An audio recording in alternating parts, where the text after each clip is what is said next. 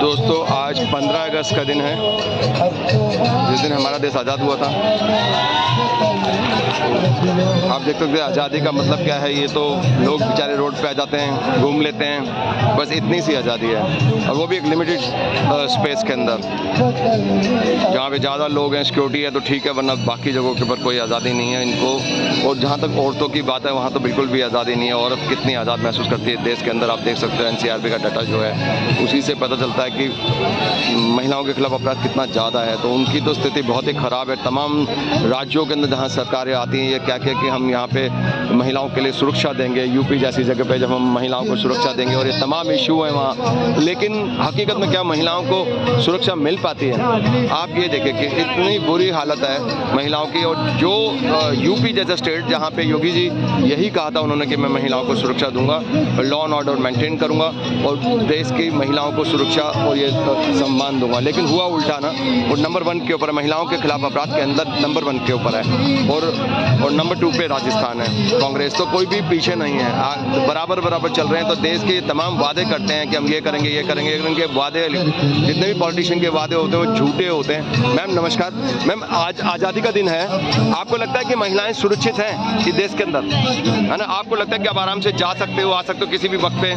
ऐसा नहीं है आपके लिए, मतलब महिलाओं के लिए देश में, क्योंकि बहुत ज़्यादा क्राइम है, इतना ज़्यादा क्राइम है पूरे देश के अंदर कि महिलाओं के खिलाफ जो खासकर अपराध है। और जो लोग, नेता लोग किसी भी पार्टी के क्यों ना हो, वो ये बोल के आते हैं, हाँ सत्ता में, एक मिनट मैं उनसे बात कर लूँ, वो सत्ता में इसलिए आते हैं कि ये बोल के आते हैं। यूपी के अंदर उन्होंने, योगी जी ने कहा था कि मैं लॉ एंड ऑर्डर मेंटेन करूँगा, महिलाओं को सुरक्षा दूंगा, जबकि वो टॉप पे है महिलाओं के खिलाफ अपराध में। दूसरे नंबर पे राजस्थान है, कांग्रेस की गवर्नमेंट। तीसरे नंबर पे महाराष्ट्र है, वो भी बीजेपी की है। चौथे नंबर पे ममता बनर्जी की, वेस्ट बंगाल। आप देख सकते हो कितना बड़ा पैटर्न है। कोई भी कहीं पे भी सुरक्षित नहीं है, चाहे किसी का भी राज्य हो। तो ये नेता लोग तमाम, हाँ जी मैम, वो तमाम ढकोसलेबाजी करते हैं, भाषणबाजी करते हैं। कोई लाल किले से बोलता है तो कोई पुराने किले से बोलता है, लेकिन जी मैम, बस भीड़ लगानी होती है। हाँ बस भीड़ लगानी, लेकिन हकीकत में महिलाएं सुरक्षित नहीं है देश में। कितना क्राइम है उनके खिलाफ में। थैंक यू, बहुत बहुत शुक्रिया। मैम आप कुछ कहेंगे? जी शुक्रिया। और ये सर हमारे सामने हैं, ये भी सर लगता है कि भारत के अंदर जो तमाम बातें करे जाते हैं कि महिलाओं को सुरक्षा देंगे, सबसे ज़्यादा खतरे के अंदर महिलाएं ही हैं। और जो पूरा NCRB का चार्ट है उसको देखते हैं कि महिलाएं बिल्कुल भी सुरक्षित नहीं है। अभी हमने बात करी, वो बेचारी साहब कहते हैं हम सुरक्षित नहीं है। आप क्या कहते हो इसको, कैसे देखते हो? नारा था नॉट ओनली बीजेपी सर, मैं आपको आपके इन्फॉर्मेशन के लिए एक चीज़ बता दूं। सॉरी सर, मैं एक सेकंड के लिए पॉज करूंगा आपको। NCRB का राष्ट्रीय जो क्राइम ब्यूरो है, उसके अगर डाटा देखते हो तो टॉप 13 में से 7 के अंदर बीजेपी राज्य है, मैं मानता हूँ। लेकिन टॉप पे यूपी है, दूसरे नंबर पे लेकिन राजस्थान है, तीसरे नंबर पे महाराष्ट्र है, बीजेपी की गवर्नमेंट अगेन, चौथे नंबर पे है आपका वेस्ट बंगाल, ममता बनर्जी, वो खुद महिला है, वहाँ पे भी महिलाएं सुरक्षित नहीं है। 5वें नंबर पे नवीन पटनायक का उड़ीसा है। महिलाएं बिल्कुल भी सुरक्षित नहीं है। आप किसी एक पार्टी का नाम नहीं ले सकते, लेकिन तमाम पॉलिटिशियन से झूठे वादे करते हैं। नाम नहीं लेता। जी सर बोलिए। आपसे एक एग्जांपल रखना चाह रहा हूँ। जी सर। आप एक बताइए, अदर आपने स्टेटों का नाम लिया था कि बंगाल का। जी सर बोलो। जैसे कि आपने एग्जांपल दिया, उदाहरण के तौर पे आपने बंगाल लिया, लेकिन आप एक बार बताइए, बंगाल का कोई TMC का सांसद महिलाओं का यौन उत्पीड़न करा है क्या किसी ने? किसी के ऊपर भी इल्जाम लगाओ हो? सर ऐसा नहीं होता। बात खाली सांसदों की नहीं है, बात है कि क्या वो सत्ता में आते हैं, जो नेता लोग सत्ता में आते हैं महिलाओं के लिए सुरक्षित कार्रवाई पे, फिर वो नंबर 4 पे कैसे चल रहा है? फिर वो क्या कार्रवाई कर रहे हैं? इतने साल हो गए उनको साथ चलाते। ब्रजभूषण सिंह सांसद, उसको क्यों नहीं जेल में डाला? मैं तो सभी के लिए बोल रहा हूँ सर जी, मैं तो सभी पार्टियों के लिए बोल रहा हूँ। सबूत है ना हमारे पास। हाँ, अब किसका वेट कर रहे हैं? तो सर मैं तो सारी पार्टियों के लिए बोल रहा हूँ ना कि महिलाएं किसी के भी राज्य में सुरक्षित नहीं है। मैं तो तमाम आपको नेशनल क्राइम ब्यूरो का डाटा दे रहा हूँ, मैं अपना डाटा नहीं दे रहा, मेरा पर्सनल डाटा नहीं है वो। All parties are in the circle, they all are together. कोई फर्क नहीं पड़ता उनको, जनता को सुरक्षा मिलती है नहीं मिलती, महिलाएं सुरक्षित। ये कहा जाता है कि जिस देश के अंदर महिलाएं सुरक्षित नहीं है वो देश कभी विकास नहीं कर सकता। ये झूठी बातें हैं कि विकास विकास विकास, खाली बिल्डिंग बनाने से विकास नहीं होता। जब जनता नागरिक लोग सुरक्षित नहीं है तो इस देश में क्राइम की जो डाटा है उसमें नंबर 1 पे यूपी है, दूसरे नंबर पे बिहार है। आप सोचिए कि जो सुरक्षित नहीं है, जनता सुरक्षित नहीं है, तो आप कैसे देखते हैं इस देश को? आज कहाँ की आज़ादी, किस चीज़ की आज़ादी? सिर्फ देशभक्ति का गाने गाने से 15 अगस्त को या झंडा फहराने से आज़ादी हो जाती है क्या?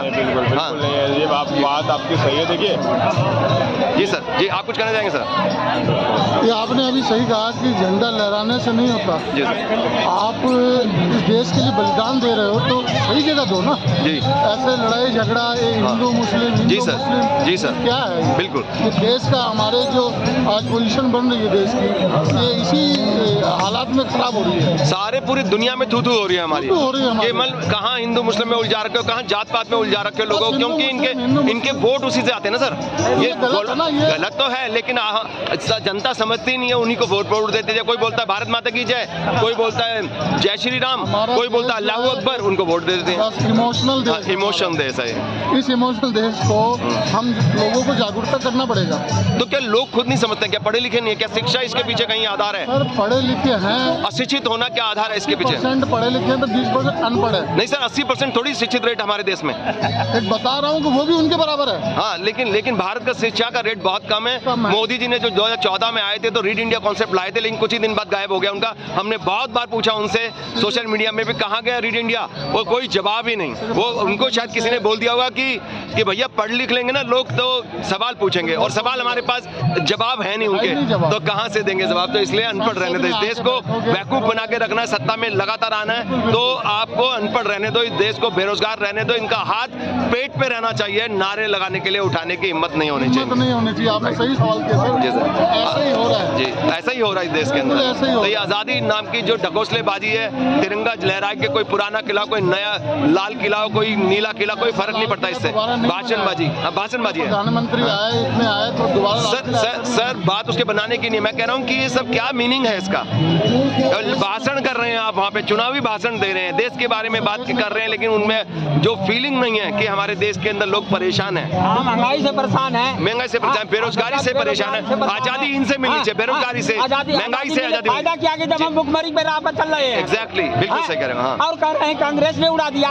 अरे कांग्रेस बीजेपी की नहीं है, आपको शायद पूरा डाटा नहीं पता। तमाम पार्टियां ऐसी ही हैं, सारी पार्टियां ऐसी है। कांग्रेस, बीजेपी, आम आदमी पार्टी, वो महल बना के बैठ गया ना, वो भी 1-1 करोड़ के पर्दे लटकाए उसने, 1-1 करोड़ के पर्दे लटकाए ना उसने भी।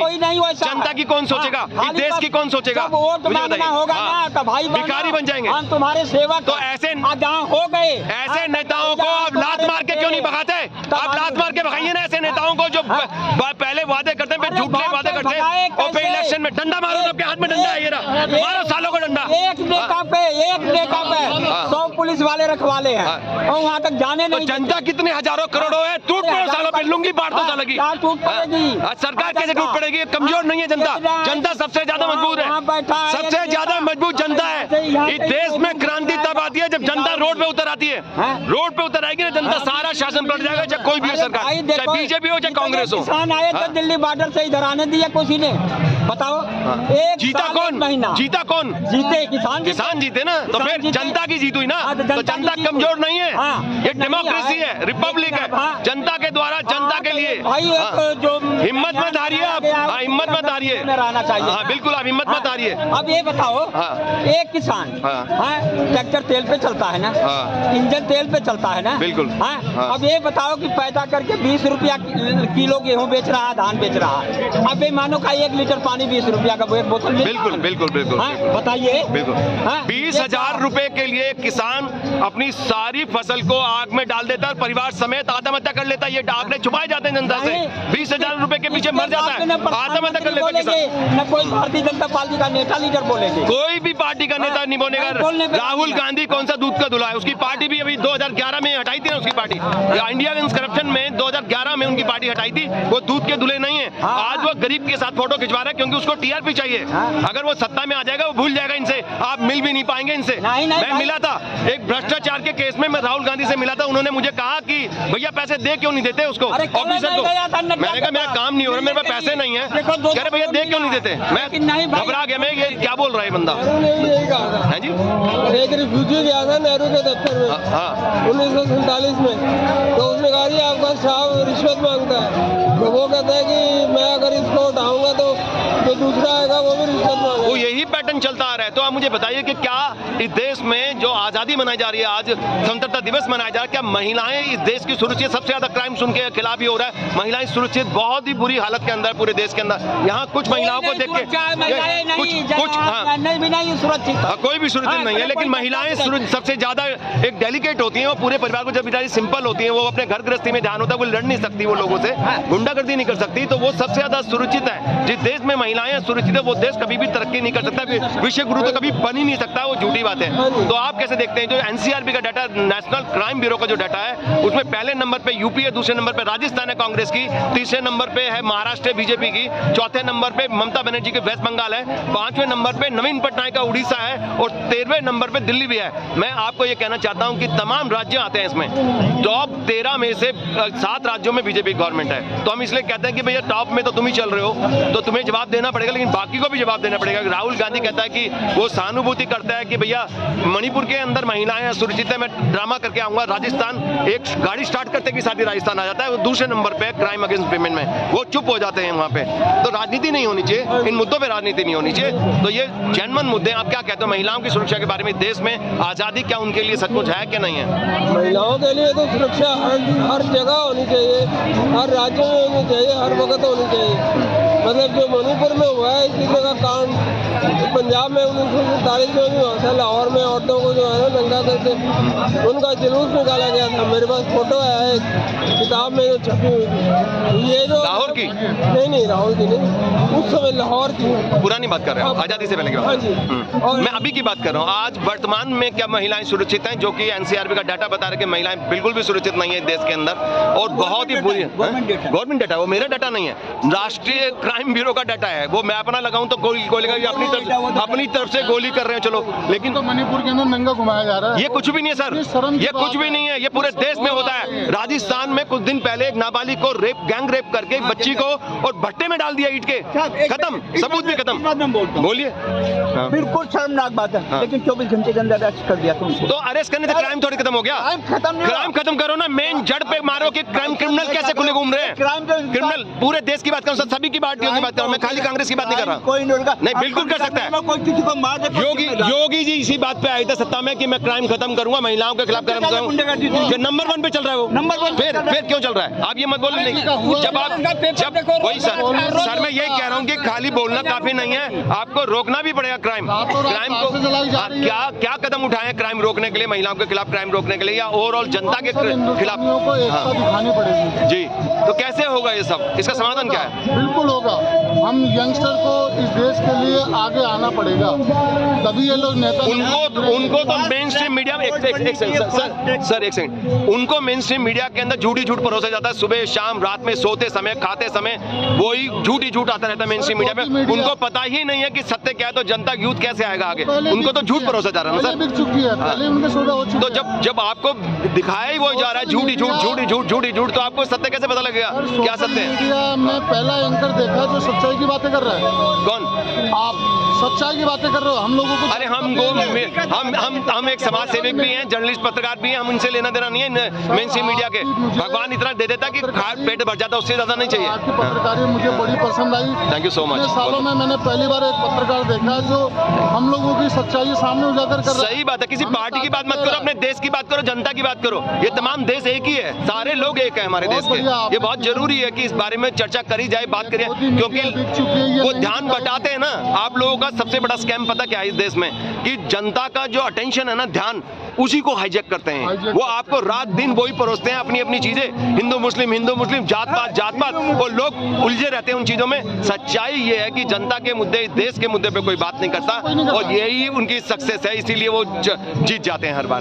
देखो, हिंदू की लड़ाई है ना, मुसलमान की लड़ाई है ना, सिख की लड़ाई है ना, ईसाई की लड़ाई है, सब भाई भाई हैं। बिल्कुल। और एक जगह जहाँ रहते हैं, अरे सब खून सबका एक ही है, खाते पीते सब कुछ करते हैं। अगर अलग अलग बात होती, खुदा और भगवान में फर्क होता, तो किसी की नेता लोग। उनकी 4 आंखें होती, मेरे 5 कान होते, लेकिन ऐसा हाँ, नहीं है खाली ये ना, नेता उनका लोग रंग भी लड़ा लोगों रहे का हैं। एक ही है। खाली नेता लोगों की जुबानों से निकलती है कि हिंदू खतरे में है, मुसलमान खतरे में, तो वहाँ झगड़े हो गए थे, ये हो गया, ये हो गया।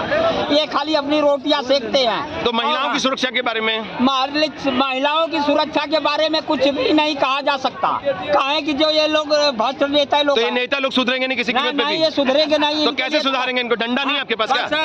हाँ, डंडा लाओ। हाँ, कहावत है ये सुधार सकता है। वोट से बदल, लेकिन उसको समझ ही नहीं बेचारे को, उनको तो गुमराह करके रखते हैं ना। वोट अगर हम सब एकता बना ले, इनको वोट ही ना दे। हमारे वोट का लिए, बहिष्कार हमारे कर देश की दे। बेटियों के लिए काम वोट का करेगा, वही राज करेगा। हिंदू मुस्लिम करके आज देश का बेड़ा गर्क कर रहा है। डेरा बेड़ कर। आज हमारी इंडिया की वैल्यू खत्म होती जा रही है। जी सर। जो नेहरू जी ने जो वैल्यू बनाई, हमारे देश को आज़ादी मिली, वो अब चीज़ नहीं है। खाली 15 अगस्त आ गए, 26 जनवरी आ जी। गई, झंडा लहरा लिया, देश आज़ाद हो गया। थैंक यू सर, शुक्रिया। मैम एक्सक्यूज मी, मैं आपसे एक बात करूं, आज 15 अगस्त है, आपको बहुत बहुत मुबारक हो। मुझे एक चीज़ पूछनी है कि क्या महिलाएं सुरक्षित हैं देश के अंदर? महिलाओं का क्वेश्चन है तो महिला पूछेंगे, मैंने इनसे तो सबसे पूछ लिया, 1-2 महिलाओं से भी पूछा, महिलाएं ही जवाब देंगी ना। पूरे देश में जो एनसीआरबी का डाटा है, उसमें तमाम राज्यों के अंदर यूपी के अंदर नंबर 1 है यूपी, दूसरे नंबर पर राजस्थान है, कांग्रेस की गवर्नमेंट, तीसरे नंबर पर महाराष्ट्र है। रियलिटी आपको पता है। मैं लेकिन मैं जानना जनता के व्यू चाहता हूँ, जनता के व्यू। देखिए, आप सुरक्षित हैं क्या महिलाएं आज पूरे देश में? नहीं है। ये सुरक्षित का तो सबको पता है। नहीं, मैं डाटा के हिसाब से पूछूं कि डाटा है तो जनता से, भारत के लोगों से भी तो सर, भारत के लोगों से पूछना जरूरी है। महिलाएं जो कि खुद परेशान है। भारत के लोग ही हैं। भारत के लोग असल में सब कुछ जानते हैं, लेकिन जानकर अनजान कहते हैं ना, हमें सब कुछ पता होने के बाद में भी हम अनजान हैं। किसको क्या नहीं पता है? यहाँ जितने भी लोग यहाँ खड़े हैं, सच्चाई सब जानते हैं, लेकिन हम लोग कहते हैं ना कि मोहब्बत में ज़्यादा पागल हो जाना। तो कभी कभी ऐसा होता है, हम नेताओं की मोहब्बत में पागल हो जाते हैं। सारे नेता बेवकूफ बनाते हैं, सारी पार्टी के नेता बेवकूफ बनाते वो हैं। कह रहा है, डाटा कुछ और कहता है, एनसीआरबी का, नेशनल क्राइम ब्यूरो का डाटा बोल रहा हूँ सर मैं। सर मैं भी पढ़ा लिखा, मैं भी यूपीएससी की जी, तैयारी सर, कर रहा हूँ, सर, सब कुछ सर। जानता हूँ। जी, सर। लेकिन जो सच्चाई यही है, जी। रियलिटी के आज के टाइम में जो एक सच्चाई है जो सब जानते हैं, लेकिन कहीं ना कहीं इन्फ्लुएंस हो रहे हैं। तो सर उसका समाधान क्या है मुझे बताइए? आप यूपीएससी की तैयारी करें, आप समझ एजुकेटेड हैं, सब बता खुद सकते से हैं। जागरूक होना पड़ेगा। मेरी आंखें दी हैं मुझे, ईश्वर ने आंखें दी हैं। सर इसके बारे में मैं, सच दिख रहा है, सर सच देखने के बाद जनता की जागरूकता के बारे में मैं बात कहना चाहता हूं। जो आप कह रहे हो कि देखने के बाद भी, तो देखा ही क्या दे रहा है उनको, ये इंपॉर्टेंट है। तमाम सोशल मीडिया जो मेन स्ट्रीम मीडिया है वो हाईजैक करा हुआ है। उन्होंने जनता को सिर्फ हिंदू मुस्लिम जात पात यही दिखाते रहेंगे, महंगाई बेरोजगारी असली मुद्दे नहीं दिखाएंगे, तो जनता तो पॉइंट ऑफ व्यू वैसे ही बनाएंगे ना सर, जो दिख रहा है। आपकी बात से बिल्कुल इत्तेफाक करता हूं, एग्री करता हूं, क्योंकि जो हमारे सामने दिखाया जाता है अब वही हम उसको सच मान, उसी को परसेप्शन मान लेते हैं। क्योंकि अगर किसी चीज को अगर आप 100 बार कहेंगे, झूठ को भी, तो झूठ को बार-बार कहेंगे तो वो सच नजर आने लगता है। एग्जैक्टली, तो फिर कैसे होगा समाधान? उसके लिए देखिए, उसके लिए यही है कि जो स्वयं विवेक दिया है ईश्वर ने, अल्लाह ने, गॉड ने, भगवान ने, जो इंसान को दिमाग दिया है सोचने और समझने सर, कहीं ना कहीं उसके पीछे शिक्षा एक बाधा है कि लोगों को शिक्षित नहीं है, तो इसलिए समझ नहीं पाते चीजों को। देश में मतलब अनएजुकेटेड लोग रहेंगे, मतलब कम पढ़े लिखे। देखिए देश में शासन किया जाता है कि इन लोगों को पढ़ाया नहीं जाना चाहिए, इनको शिक्षा नहीं देना चाहिए। मोदी जी ने 2014 में रीड इंडिया कॉन्सेप्ट शुरू किया था, कुछ ही महीने बाद गायब हो गया वो। हमने कितनी बार पूछा सोशल मीडिया में लिख के कि भैया कहाँ गया रीड इंडिया, तो उनको किसी बंदे ने मेरे को जवाब दिया कि अगर पढ़ लिख लेंगे तो सिर्फ और सिर्फ जात और धर्म के नाम पर ही अलग किया जाता है। वो कहते हैं कि जनता पढ़ लिख लेगी तो सवाल पूछेगी, और सवालों का जवाब हमारे पास है पढ़ा नहीं। लिखा लोग जो होते हैं, पढ़े लिखे, वो सही में पढ़े लिखे लोग हैं जिन्होंने शिक्षा को प्राप्त किया है, तो वो ये जानते हैं, वो अच्छी तरीके से जानते हैं कि देश में क्या चल रहा है। तो आप महिलाओं की स्वतंत्रता के पक्ष में हैं, आप पढ़े लिखे हैं, एजुकेटेड हैं। मैं तो सोशल वर्कर हूँ, मैंने जब भी देखा है कि अभी रिसेंटली आप जेंडर इक्वालिटी में विश्वास रखते हैं? बिल्कुल, महिलाओं के साथ जिस तरह का अत्याचार आज के टाइम में हो रहा है, सभी राज्यों में हो रहा है, उड़ीसा में भी हो रहा है, वही सब, बंगाल में भी हो रहा है। मैं किसी एक राज्य का नाम नहीं ले रहा, जी, मेरे लिए सभी पूरे हिंदुस्तान की बात कर रहा हूं। जी। तो जहाँ जहाँ ऐसा अत्याचार हो रहा है, सरकार को चाहिए कि इस पर मतलब उस पर विशेष ध्यान देना चाहिए और उनकी सुरक्षा के लिए कड़े कदम उठाने। सरकारें तो सर ऐसे सोचती है, नेता लोग सोचते हैं कि हमने बेवकूफ बना दिया, इलेक्शन जीत लिया, भाड़ में जाए जनता, उसके बाद पूछते ही नहीं उनको, ध्यान ही खत्म, मिल ही नहीं सकते आप उनसे। हम 76वें आज़ादी के उसको मना रहे हैं, 76 तो हो चुका, 77वां मना रहे ये 77वें उसमें आ गया। 77। तो हमें ये इस बार करना है, ये प्रण लेना है कि इस बार देश के अंदर हर एक जनता को एक सच्चाई को समझना होगा। अब जो नेता बेवकूफ़ बनाते हैं, उनको बेवकूफ़ नहीं बनना है हम लोगों को, हमें देखना, हमारी आंखें दी हैं, तो जब सच्चाई सामने और हमें ये भी देखना है कि क्या सच है और क्या झूठ है। आप जनता को ये संदेश भी देंगे, क्योंकि आप यूपीएससी कर रहे हैं, आने वाले समय पे ब्यूरोक्रेसी का एक हिस्सा होंगे, देश को चलाएंगे आप, ये संदेश देंगे कि शिक्षित बनो, पहले पढ़ाई करो। जो चैनल झूठ दिखा रहे हैं, हाँ। जो चैनल झूठ दिखा रहे हैं, आप उनका बायकॉट कर दीजिए। आप मत देखिए, आप ऐसे चैनलों को बायकॉट कर दीजिए जो सच दिखा रहा है।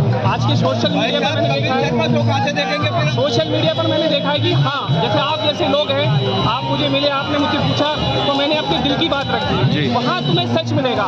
सच मेन स्ट्रीम मीडिया में आज के टाइम में सच नहीं है कहीं पे भी। तो सर, आप एजुकेशन का संदेश देना चाहेंगे जनता को? जनता को एजुकेशन का संदेश देना चाहेंगे? मेरा संदेश है, अपना दिमाग लगाइए, नेताओं के चक्कर में मत पड़िए। पढ़ाई के बारे में, शिक्षा के बारे में एजुकेशन जरूरी है। बिना एजुकेशन कहते हैं जानवर इंसान होता ना, वैसे ही वो कहते हैं कि कुछ लोग कहते हैं कि भैया चाहे भूखे रह लो, अपने बच्चों को जरूर पढ़ाओ। देखिए, पढ़ाई लिखाई सब बहुत जरूरी है। सबसे पहली प्रायोरिटी में पढ़ाई लिखाई। जब आपके बच्चे IAS IPS बनेंगे, इस देश में जाएंगे, तो उन्हें पता चलेगा। कम से कम समझेंगे तो सही, झूठ क्या है और सच क्या है। झूठ और सच के बारे में। अब वहाँ लिखा है कि GST, बहुत सारे लोगों को GST के बारे में पता ही नहीं है। जी। क्या होता है GST? सही बात। नहीं मालूम है ना। जी। आप यहाँ बहुत सारे लोगों को GST क्या होती है पता ही नहीं है। जी सर। लिख देने से मतलब नहीं है। जिसको जब मतलब ही पता नहीं है तो उसको NCRB के जो डेटा की बात कर रहे हैं, कहाँ समझ में आएगा? तो समझ में ही नहीं आएगा। जी। जो मेन स्ट्रीम मीडिया जो समझाएगी वही समझ में आएगा। सर, आपका नाम सर? मेरा नाम शोएब जाफरी है। मैं यहाँ बहुत अच्छा लगा आपसे मिलके सर, बहुत ही अच्छा। एंड आई प्रे कि आप जैसे लोग IAS बने, मेरा पैगाम यही है, IPS भाईचारा, IAS बने और इस देश को आगे बढ़ाएं। में एकता होना चाहिए। बिल्कुल, बिल्कुल। देखिए, पहली प्रायोरिटी में इंसान, ईश्वर ने इंसान बनाकर जमीन पर भेजा है। सही बात है। आपको और मेरे अंदर कोई फर्क नहीं, कोई भी फर्क नहीं है। जो अगर फर्क होता है तो आपकी 4 आंखें होती, मेरे 5 कान होते, नहीं है ना ऐसा? बिल्कुल कोई फर्क नहीं है। सारे इंसान एक हैं। सभी भारतवासी आपस में एक इंसान और एक रहेंगे तभी ये देश तरक्की कर पाएगा। सही मायने आगे में बढ़ेगा ही तभी। अगर मैं सोचूंगा मैं इनको धक्का मार के गिरा के इन पर चढ़कर चला जाऊं तो कभी मैं कामयाबी नहीं पा सकता। Thank you so much sir. जय थैंक हिंद, यू। जय भारत। जय हिंद, जय भारत।